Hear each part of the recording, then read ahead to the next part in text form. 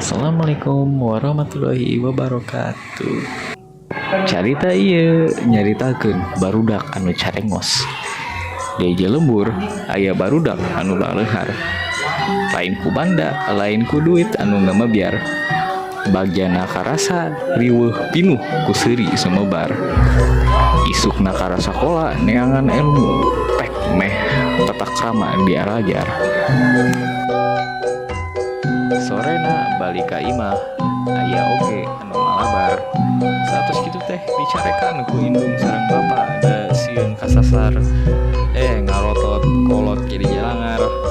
Akhirna minta hampura da bisi teu diber dahar. Seurina murup deui sanajan beuteung can kabehar.